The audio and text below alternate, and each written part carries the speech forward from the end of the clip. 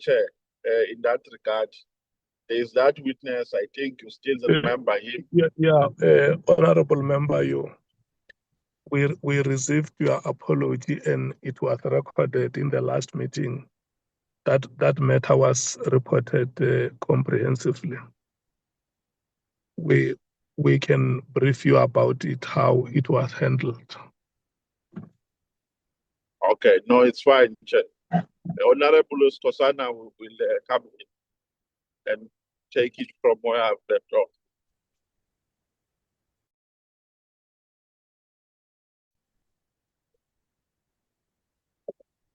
You can proceed, Honorable Member.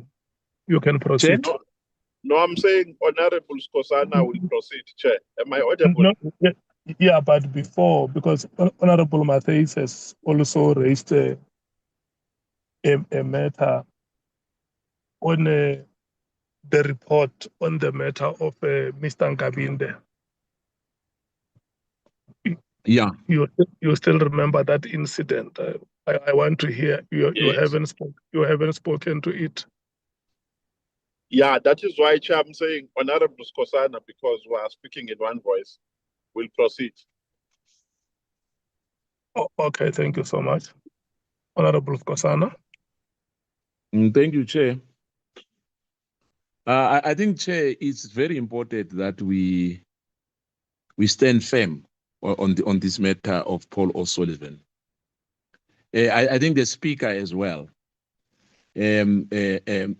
or Parliament, must open a case against Paul O'Sullivan. One, the issue which we are now reminding Honorable Nomvalo about the threat which O'Sullivan did when Nkabinde was a witness as well. I think it must come as well now on the table. We can't leave this thing unattended. And I think as well, Chair, the fact that there's this issue that he will come, that does not cancel the contempt of Parliament. The process must continue. Sure. The process must continue. Now, threatening a witness is a serious issue, Chair. It cannot be just left there and say, no, you know what, whatever happened, happened. No.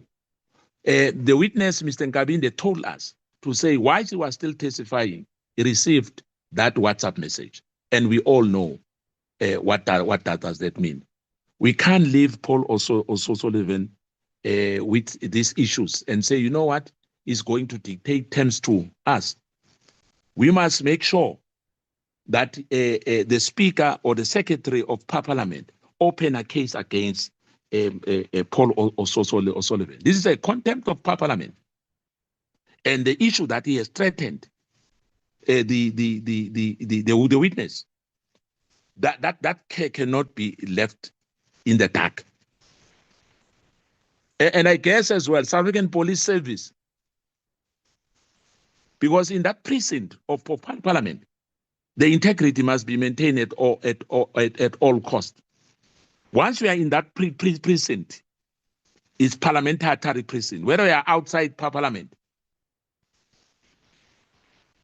in the parking, we are in Parliament, it has to be respected, Chair. So I'm saying in closing, Chair, is that Parliament must open a case against Paul O'Sullivan for the contempt of Parliament. And the issue of Nkabinde must as well, that threatening WhatsApp message while you are still a witness, before us. Indeed, we must make sure, because we never even received the report or on the legal opinion of that threat up to date, because we were promised that we're going to get a report on that issue of Nkabinde, that threatening WhatsApp message to Nkabinde. What did the Parliament did with that? We don't know as members of this Ad Hoc Committee. And I think, Chair, that must be attended as a matter of urgency. I thank you, Chair. Honorable Breitenbach. Thanks, Chair. Yeah, We accept the recommendations of the legal opinion. Mr. O'Sullivan is coming back. Let us cover the issues with him that we wish to cover and finalize the matter. And however we choose to deal with the surrounding issues is a matter for the committee to perhaps discuss at a different stage. For the rest, we agree with the submissions, Chair. Thank you very much.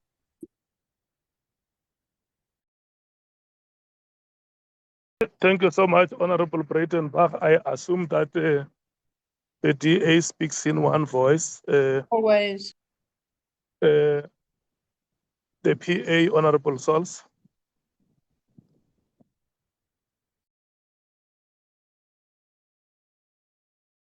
Chairperson, before I make my contribution, may I also say that I was delayed a bit this morning because I'm not in town and I am traveling back soon.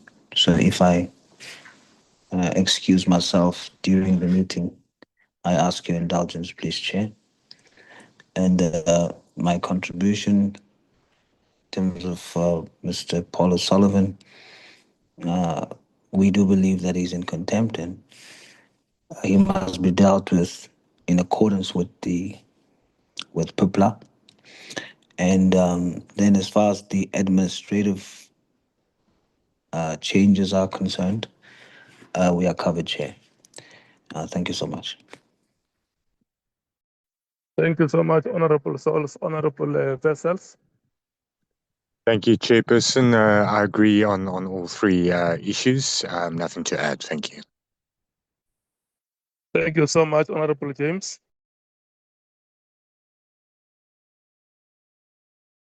Thank you so much, Chair. We support all the submissions made this morning. Just on, I think, the legal opinion. I want to ask, when Mr. O'Sullivan reappears on Thursday, who's going to be liable for all the costs that's been incurred? Will it be him or will that come to Parliament again? And then also, we are happy with the schedule of witnesses. That's all. Thank you, Chair.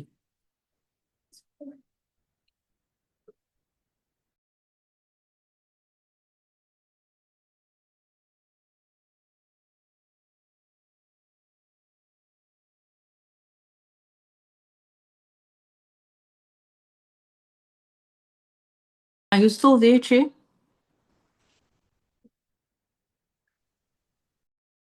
Oh, I have not unmuted myself. I'm sorry. Okay. Honorable James, I was saying that the last matter which you have raised with regard to who will foot the bill is a matter which the logistics team of Parliament will have to deal with. I should think that within their means or their arrangements, they know the economically effective ways to deal with the business of Parliament. And if they have any issues, they can always raise them with Mr. Paul O'Sullivan. I think they know our sentiment.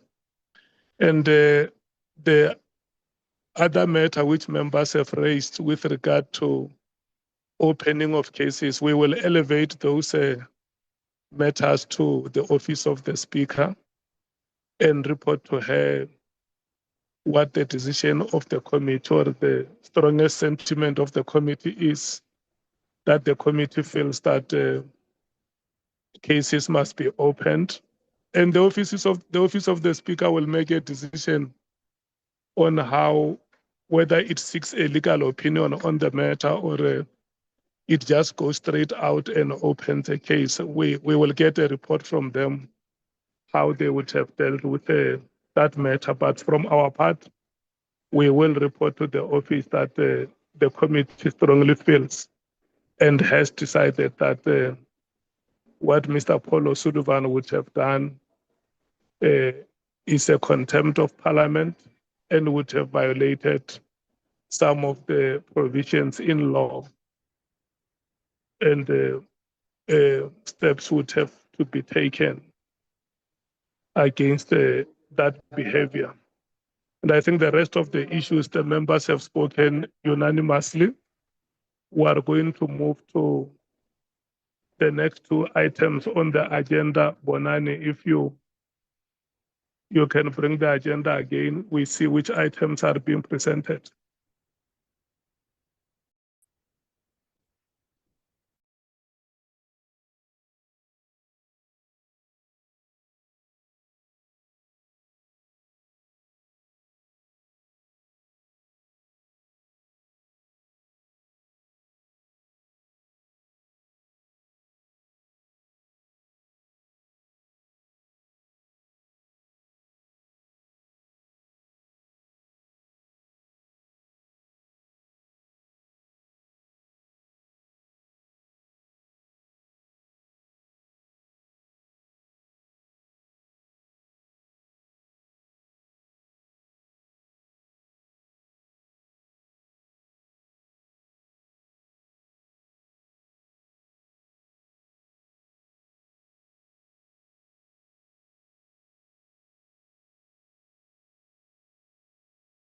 Okay, let's take those two items on correspondences. Is it you, Bonani, presenting, or is it Mr. Tejana?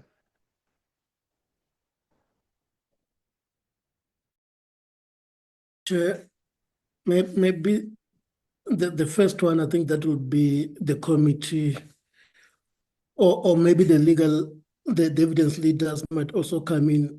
If you remember, there was that request for Mr. Kumbe to be invited to appear before the committee. Mr. Kumbe sent us a document, I think last week, which I have circulated with members of the committee, including the evidence leaders. So all that we need is guidance from the committee on whether Mr. Kumbe should be invited to appear before the committee. The next one, I guess, Mr. Tejana will address. Thank you, Chair.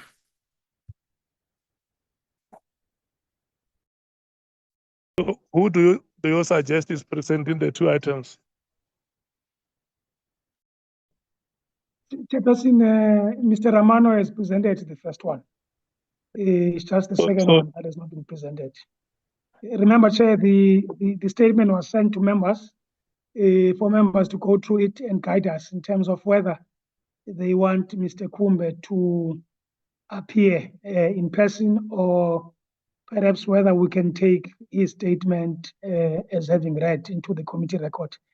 Chairperson, you will recall that when Ms. Van Zyl presented the committee report last week, our view was that not every witness has to come in person before the committee. Of course, the committee will lead us insofar as that is concerned.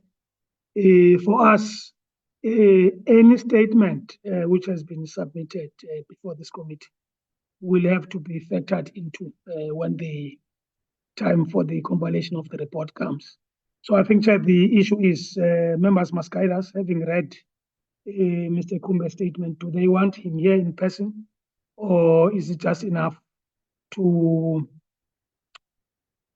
consider his statement as having read into the committee record? Thanks very much.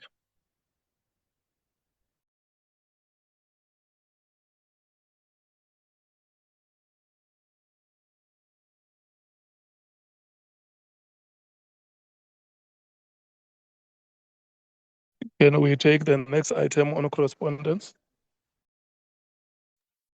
The next item, Chair, and I think we had asked that the letter itself be circulated to the members of the committee as well. Chairperson, here we have a letter from the legal representatives of Ms. Sarah Jane Trent. And I think at the heart of it, Chairperson, is an issue that arose even last week when General Patlane was being led. And I will refer to it, Chairperson, as the impugned text downloads.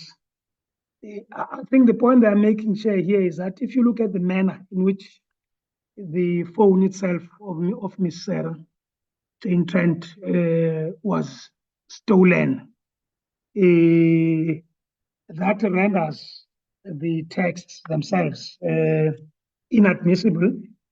And of course, the proper process to follow that, in other words, if you were to test the evidence of those text downloads, you would need a trial within a trial. And of course, as you know, Chairperson, and I think Advocate Mashuha will speak about this, that matter was struck off the roll 9 years ago. So what they are saying, Chairperson, is that their client will come, she has committed to do so, before the committee to give evidence, but she doesn't expect to be asked questions about evidence, which is inadmissible.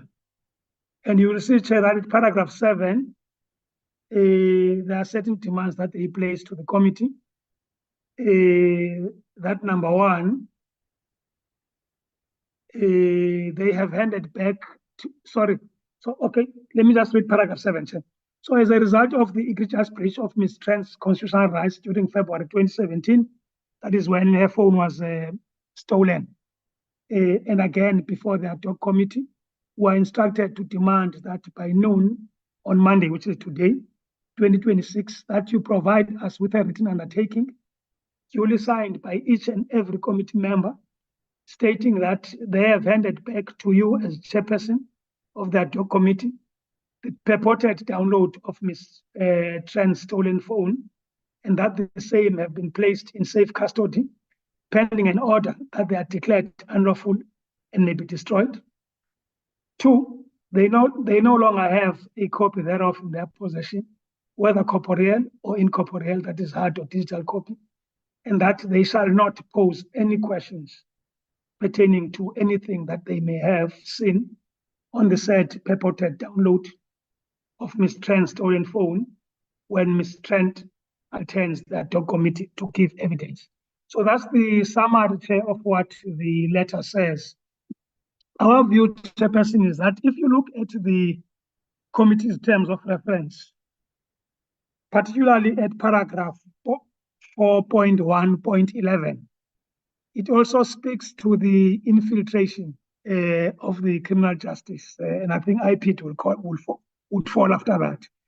And in our view, the alleged romantic relationship between Ms. Trent and Mr. McBride is important in order to verify or ascertain the veracity thereof.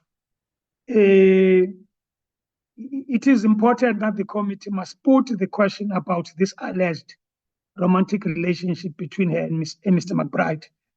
However, Chairperson, we are of the view that the committee should not make use of the impugned text downloads when questioning Ms. Trent about the alleged romantic relationship between her and Mr. McBride. So Chairperson was saying the question itself is not illegitimate in our view, because if you want to talk about the infiltration of the criminal justice system, and I think the allegations relating to Mr. O'Sullivan and by extension to Ms. Trent, particularly when insofar as IP, is concerned, dictate that that question should be put to her. But Chairperson, we would caution the committee that the committee in doing so should not make use of the text downloads, Chairperson, for the reason you've listed. But it seems as if the legitimacy, the admissibility of these text downloads, Chairperson, is under question. I rest that, Chairperson. Thanks very much. Okay, thank you so much. But I am not hearing what are the proposals. What are the proposals before the committee on the 2 items that have been presented? Now, Chairperson, as Mr. Rahman said, the committee must merely tell us whether they want us to call Mr. Kumbe to come and present in person, or they will just accept his statement, which was provided to the committee members as a part of the record of the committee proceedings. So on the first item, the proposal is that Mr. Kumbe can be allowed to make a written submission, or the committee, if it feels there is something substantive, it can invite him to come and appear. Is that what is being proposed? That's correct, Chairperson. Okay. And then on the second one, what is being proposed? On the second one, Chairperson, I propose that the committee directs us as the legal team to write a letter to the legal representatives of Ms. Trent, informing them that for these proceedings, the question of whether there was a romantic relationship between their client, which is Ms. Trent, and Mr. McBride is pertinent. In other words, it's relevant, because part of what this committee is looking at is the issue of the infiltration of the criminal justice system. And of course, IPT is part of that.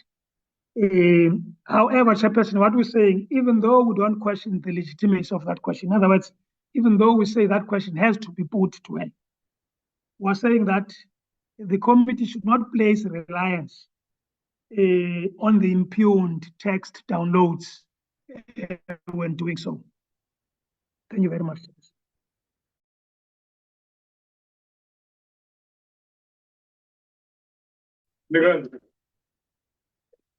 Thank you so much. I think the committee members have heard the proposals. I'm now circulating. I'm starting with the African National Congress. Thank you very much, Chair. I think on the first matter of Mr. Teenage Kumbe, as the ANC, we do not have a problem with Mr. Kumbe appearing, provided that he is firstly able to be accommodated within the set time frame that we have. So it's not an additional day that has to be created, but it is within. We welcome that UAT would have brought this matter to the attention of the committee, but also having said that, in the interest of consistency, like we did with the other witnesses, we should be furnished with reasons why this did not come to us during the public participation process. So that request for condonation, like other witnesses were expected to do. There's also an issue, Chair, in his letter or statement, I'm not sure, which I think we should take very seriously, because Mr. Kumbe says he's willing to appear before the committee, but sets out certain conditions, one of which relates to the provision of protection for himself and his family. Now, to the best of my understanding, it's not within Parliament's remit to do that. And I think that Mr. Rahman and the team would need to go back and engage with him to say that in the event that Parliament is not able to do so, advise him how whistleblowers are protected in the country, and perhaps it may be then a matter that has to be considered under that regime. In which case, then I think that the matter would then fall within the Police Portfolio Committee. However, if he's willing to appear nonetheless, can provide reasons that are acceptable to this committee, and we are able to accommodate him within our existing schedule, then we have no problem, Chair. The second issue of Ms. Sarah Jane Trent and her lawyer's letter, I think we should make it very clear that we are not going to be intimidated by that letter, which is expecting all committee members to, within the next 32 minutes, sign a letter and undertaking about what we've done with the evidence that was before us and so forth. I think we must be very clear. In fact, it's a bit contemptuous in its approach. I would think that having read the letter, it makes out its own case. It talks about a trial within a trial. It means that there are points in limine that need to be discussed before Sarah Jane Trent appears, and that is whether the information was obtained lawfully or not. Now, the only evidence that the committee has before it is the one that was given by General Pahlane under oath in a sworn statement relating to this matter, where General Pahlane avers that the information was obtained legally. I think it would be relatively easy for us to contact SAPS to seek a corroboration of what General Pahlane said, whether indeed this is when the phone was downloaded, and that is where then the information comes from. Perhaps, I don't know, SAPS seems to have been quite responsive, because if we could get that response, say, earliest by tomorrow morning, then we will proceed with Ms. Sarah Jane Trent. Chair, you may also, I think, perhaps also in engagement with Honorable James, I see that she's mentioned in the letter as well, without bringing it to the meeting, just to ascertain that indeed the information at her disposal was obtained lawfully, which, however, becomes a moot point, because if we're able to corroborate the evidence that General Pahlane raised that it was obtained legally, then I don't think there's a problem with any other member, including Honorable James, to have access to that information. So I think, yeah, Chair, our submission insofar as the Sarah Jane matter is concerned is let's corroborate the evidence that we got before us from General Pahlane, that the phone was downloaded in compliance with the law. And if that is the case, then we proceed. And I think if it was then obtained unlawfully, it is a bridge that we'll have to cross when we get there. But be that as it may, Chair, Ms. Sarah Jane Trent should appear on Thursday. We will have to, I think, once we have the information at our disposal, decide how we navigate, the issues of the questions. It's things that we know now anyway, I don't think we can pretend to unknow them. They are there, and as Mr. Kekana was saying, they are a key part of the questions that we need to ask in relation to infiltration of the SAPS system. And I'm not talking about the romantic relationships. I'm not interested in that. But her role that she would have played together with Mr. O'Sullivan, particularly in the General Pahlane matter and others. Thank you, Chair. I'm not sure if Honorable Ngola or Honorable Sokangile want to add. Thank you very much, Chair. Yeah, we call it corroboration. Yes, corroboration. That one. Yeah. Thank you. Yeah, those are some of the tongue-twisting words. Can we move to Honorable Skosana or Honorable Nombalo?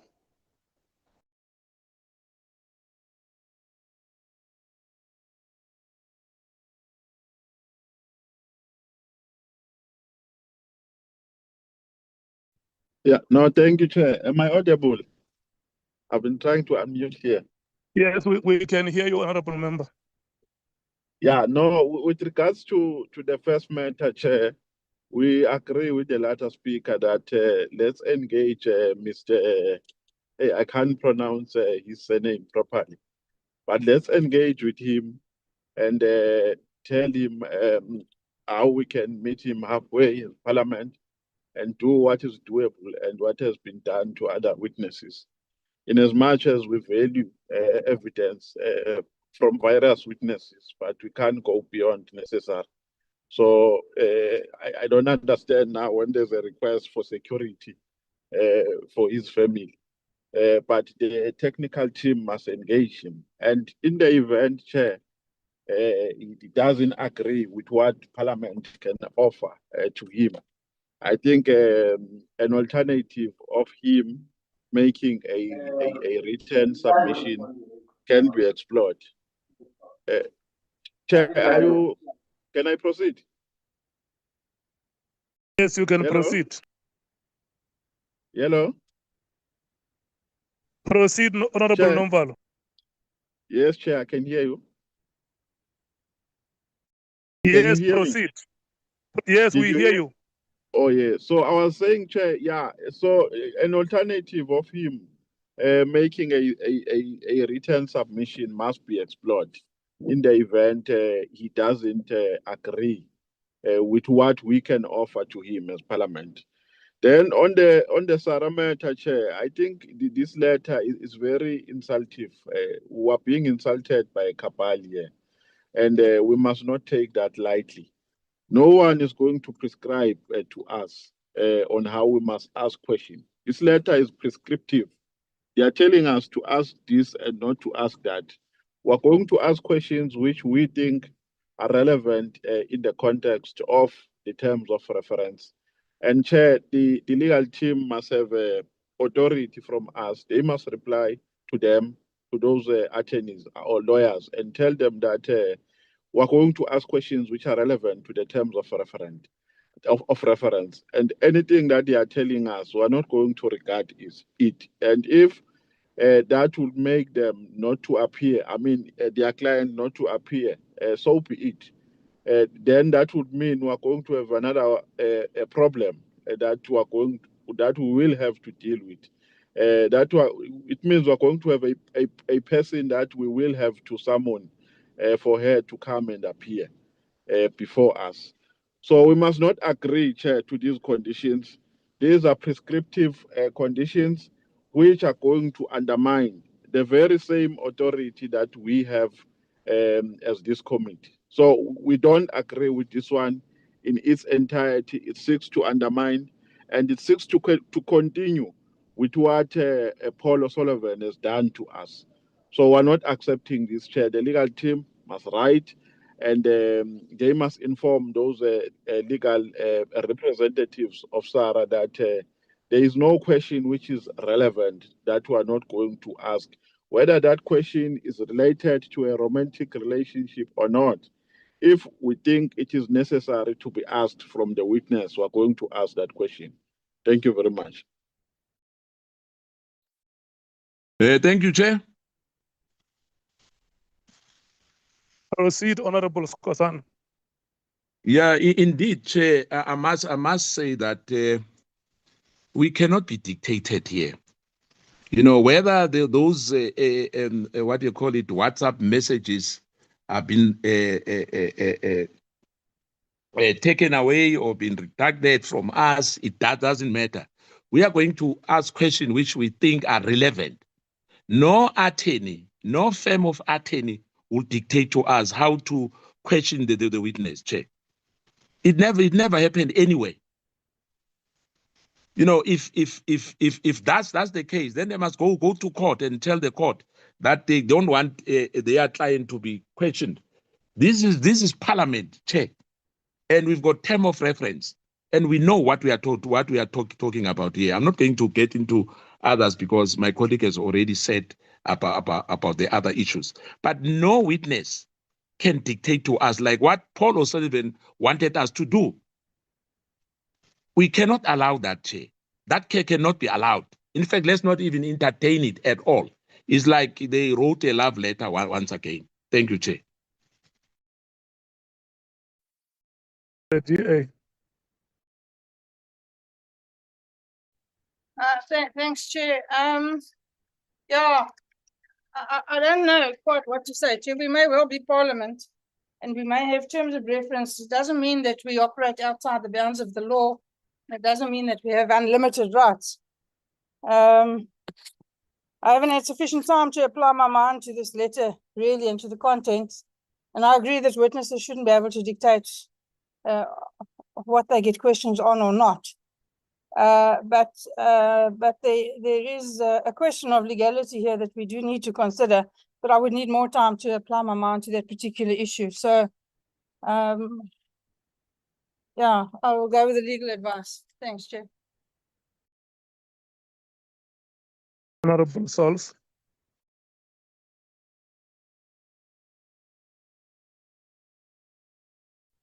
Yeah, this is a bit of a tricky one, I think. Obviously, I'm just a normal MP, and this is just an opinion which the legal team can provide more accurate guidance on.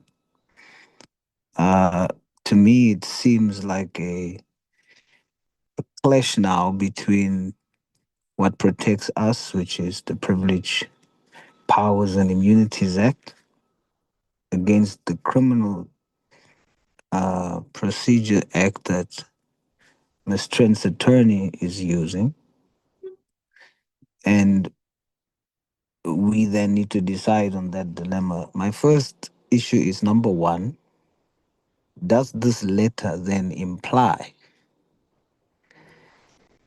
that the WhatsApp messages that was read into the record is the letter indirectly saying that Ms. Trent is saying that it is indeed messages from her phone?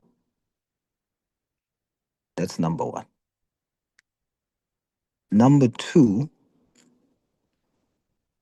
was the phone actually stolen or illegally obtained? This happened 9 years ago. The case was struck off the roll. There is no actual legal surety. There's no actual verdict in a court of law that says that the phone was stolen and or it was illegally obtained. And to steal something is a criminal offense. So it's a crime. So it has to be, the onus is on the person who alleges a crime has been committed to prove this beyond reasonable doubt. And as the committee sits here, we don't know beyond reasonable doubt whether this phone has been stolen, as it is said, or illegally obtained. And the attorney has to make that clear to us so that we then know, based on a court of law, the information that's read on the record is a fruit from a poisonous tree, as the attorney says. So I think from outside as the committee, in our oversight role, the second part of the messages has been given as part of the testimony of General Paslane, and he stated under oath that he's not lying to the committee. So that information was not received by the committee through illegal means. We, in good faith, believe that the general has obtained that information legally. Of course, outstanding now, we will hear from Honorable James whether she can also confirm that she has obtained the information she produced through legal means. I feel once both that is satisfied, that Honorable James got it through legal means, we assume that based on the fact that General Paslane has said so under oath that he also received it or acquired it legally, then that satisfies that what is on the record before the committee has been acquired legally. And so if need be that we have to question on issues around that WhatsApps that relates to the terms, our terms of reference, we should be able to do so. And again, I'm asking, based on the scenario I've painted, I'm asking for legal guidance because, of course, I'm not at all a technical expert on the matter. I'm just it's just an opinion and my reading of it. So the legal team can confirm. But I also feel, Chairperson, that we should not be dictated to as to we must respond by 12. If not, then this and this and that. That is not a good approach or posture for any witness to have, even in the attempt to protect your constitutional rights. But for me, is it a protection of constitutional rights? Fine. But is that also an indirect admission that what was read into the record is actually WhatsApps from Ms. Trent's phone? So we need clarity on that. I think that's my take, Chair. So maybe with guidance, I would say that it seems like we can continue under PUPLA when clarity, legal clarity is brought on those issues that I've just raised. Thank you, Chair.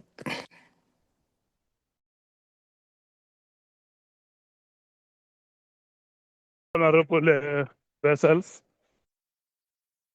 Thank you, Chairperson. On the first issue, I agree with the Honourable Sangoni that there's engagement with the witness and that we proceed in that regard, and in the alternative that we accept a written submission.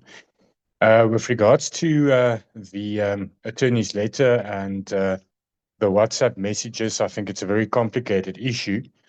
And it can be made very complicated because at the end of the day, if she says that she was illegally arrested, then those messages were obtained illegally. But as the Honourable Souls also said, it has not been adjudicated upon that it wasn't an unlawful arrest as far as I know. But this will end up in litigation, Chairperson, if we insist that we're going to use the messages. I think we're going to delay proceedings because they will litigate. I think we should accept the legal advice that we deal with it in that manner, to write to the legal representative and say that we are going to ask questions of relevance with regards to the relationship, because that is relevant to our terms of reference, and leave it there. I also agree that we should not be dictated to, but I don't think we should insist that we are going to use the messages at this stage. Although it's true that it has not been adjudicated upon, we're just going to delay the process. They are going to go to court most probably, and then we're not going to get the witness in before us in time. So for the sake of proceeding and getting the witness and having the chance to scrutinize the relevant matters, which is the relationship and the infiltration of IPID. Let's agree, or let's follow through with and do as the legal advice is. Thank you, Chair. Chairperson. Honorable James. Chairperson. Who is that? It's Honorable Souls. I didn't comment on let's teenage. do this, Honorable Souls. Honorable Souls. Yes, sir. Let's allow Honorable James to speak. If there is any matter you want to clarify, we will come to you. No, I didn't comment on the issue of the teenage question, Yes, teenage Kobe question. Yeah, but if you Yes. want me to wait, I'll wait. Yeah. If you can, I request you to wait. Okay. And allow Honorable James. We will give you a chance to comment. Okay, Chair. Is that okay with you? No problem. I just wanted to say I think he must appear in person. That's all. Okay. Okay. Honorable James. Thank you, Chair. Chair, on the first matter, that Mr. Kobe, we can engage and then proceed from the matter from that point. And then secondly, on the letter that we've received from Sarah Jane Trent's lawyers, this is not the first time this committee is being threatened by lawyers. And we said it when, I think it was Mr. Katmatlala's people that also threatened us and said, you must get back to us by this time or else. Let them take us to court and let them do what they need to do. Imagine being threatened and dictated to by someone who herself obtained information on various people illegally, on a person that has infiltrated our state and asking for information and sending ministers' ID numbers around. And she now has the nerve via her lawyers to tell us that we obtained this information illegally. We cannot be dictated to as a committee. We said that we are protected by the parliamentary privilege in how we obtain our information. We also said that this committee hasn't been blessed with a forensic investigator, and therefore we've had to do our own digging to basically get to the truth and to the bottom of all this. We cannot be threatened with legal action because of the way we ask questions or obtain our information. She also cannot come here and make us sign an undertaking in 30 minutes that she mustn't be asked questions. decisions. Let them do what they want to do. Let them take us to court if they want to take us to court. But she herself obtained information illegally.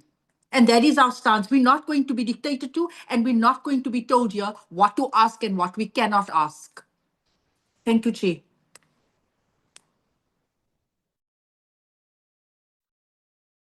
Honorable Salt, I'm back with you. No, Chair, I just wanted to say that I think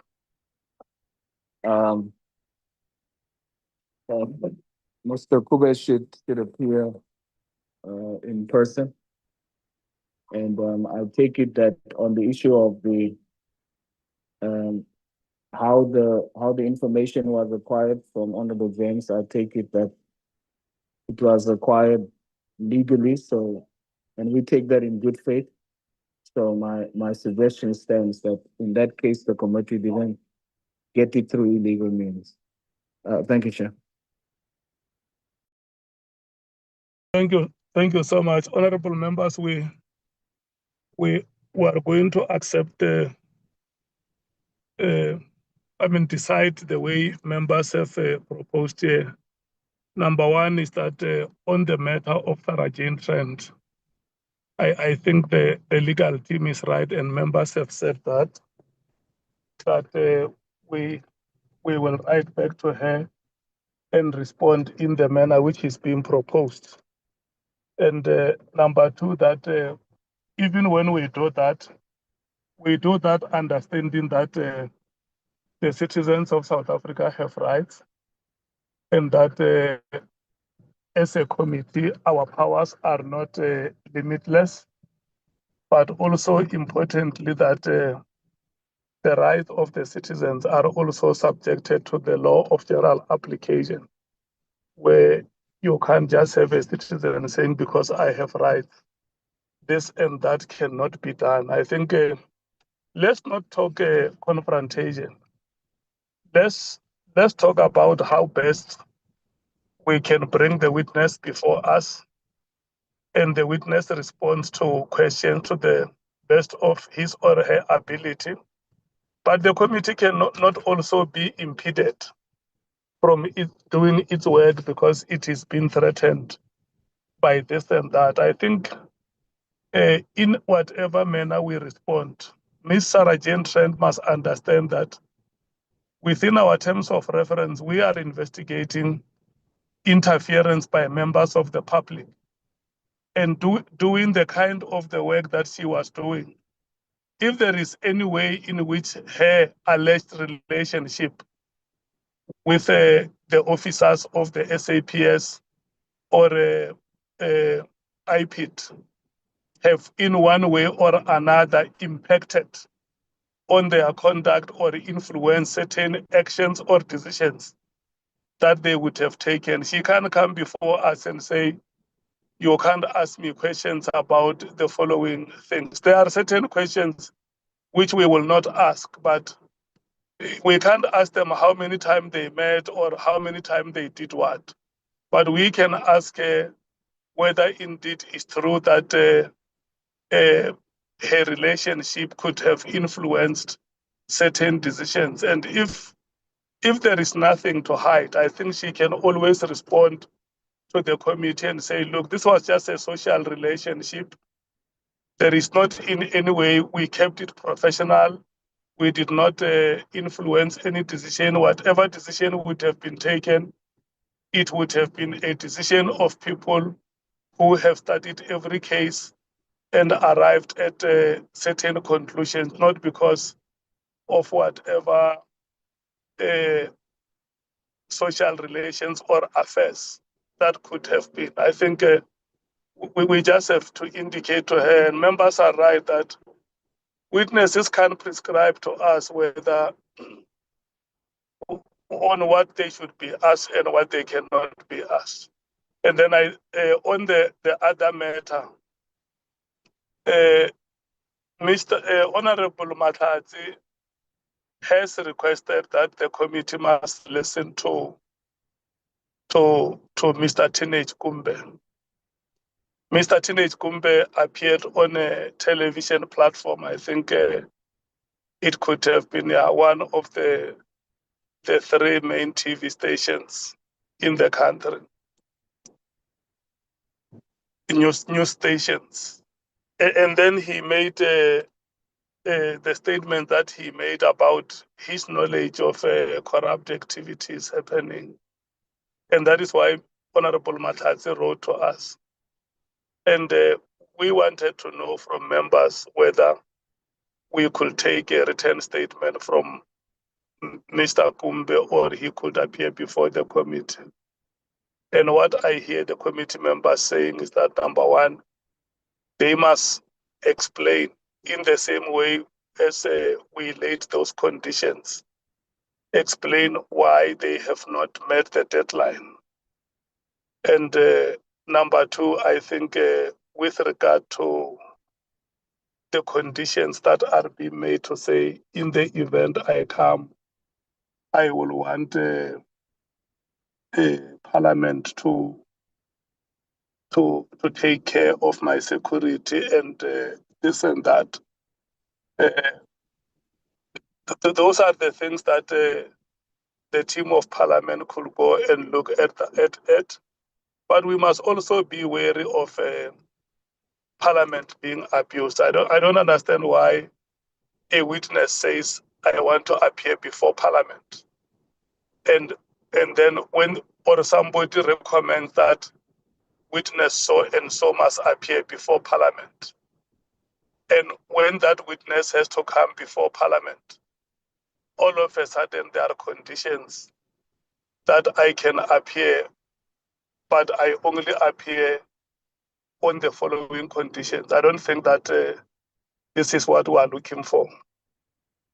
So we will first have to wait to get an explanation as to why the witness has not complied with the 31 October deadline.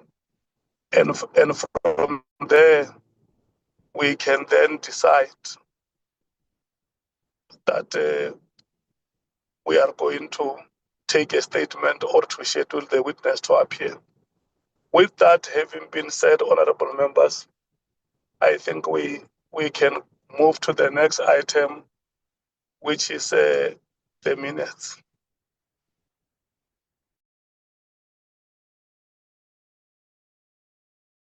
Bonani, you write the first set of minutes and then you will title them by the date.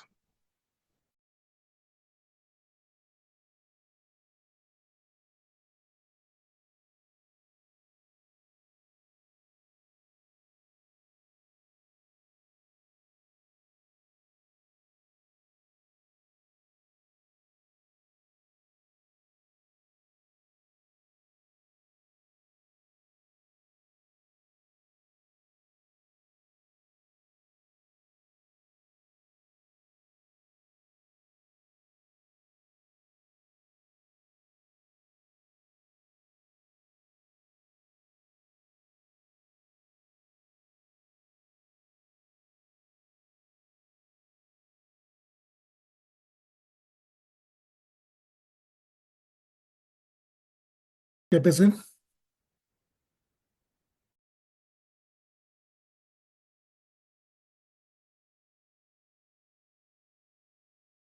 Chairperson.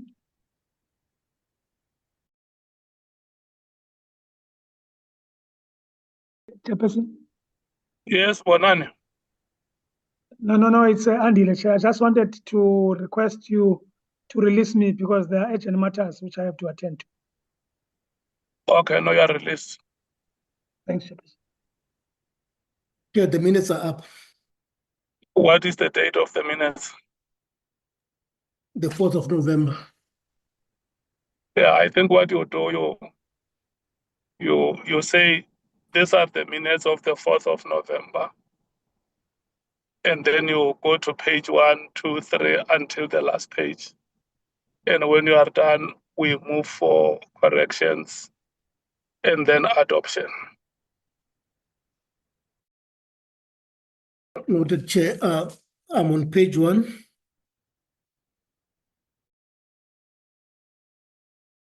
Page 2.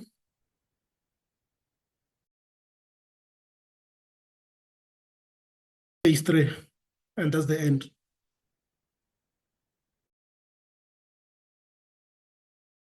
Okay, any correction on the minutes? I move for adoption, Chair. Honorable President Bach moves for adoption. Any seconder? I second the move, Chair Kusela. Thank you so much, Honorable Sangoni. Bonani, can we get to the next step? Chair, the next one is 5 November. Page 1. Page 2. Page 3, which is the last page.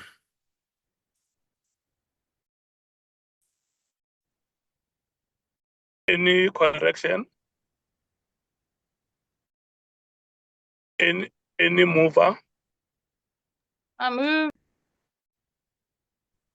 Thank you, Honorable President Bach. Any second? Seconded, Chair. Thank you so much. Can we move to the next step? The next one is 6 November, page 1.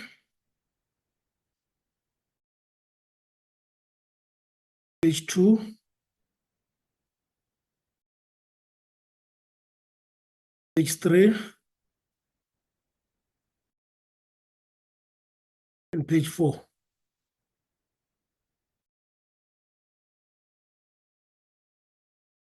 I move.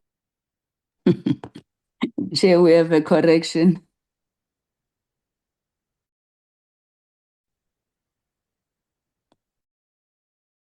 Chairperson, Correction, Honorable yes, Sangoni. Chair, Honorable Ngola was present in the meeting. He can't appear both as present and apologies. If we could just take him off apologies. He was in the meeting. Thank you, Chair. Thank you.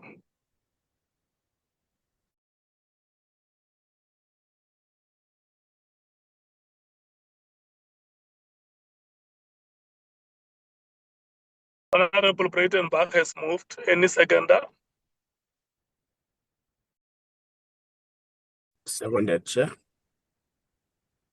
Thank you so much. The next set. The next set is 11th of November, Chair. Page 1.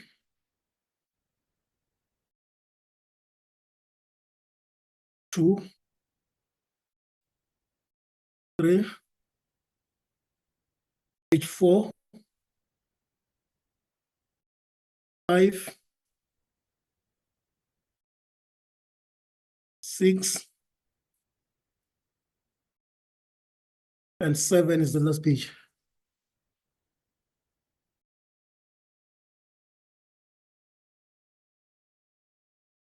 Okay, any corrections?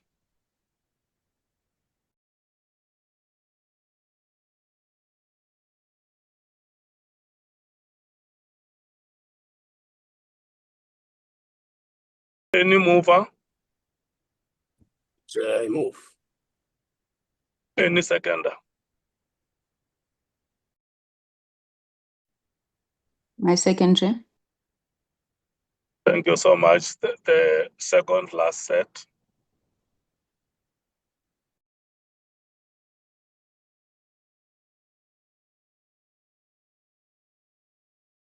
The last one, this is the last one, 30 November.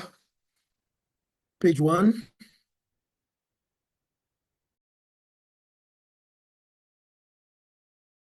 Two, page 3, 4, 5, 6, 7, last page, page number 8. I move, Chair. There is a mover. Any seconder? Seconded, Chair. Thank you. Let's take other ceremony. Chair, we had only distributed 5 to members. That was the last one. Okay, that was the last item of the meeting. What time are we starting tomorrow, Bonani? Chair, members had indicated that they wanted to start at 10. I don't know if there are changes to that. Oh, the members are here. Subscriber you have dialed is not available. It's 10 10 is great, Chair. The members are here. Can we hear if they agree to 10? 10 is excellent, Chair. Thank you. Thank you so much. Honorable members, 10 o'clock tomorrow, we have come to the end of the meeting.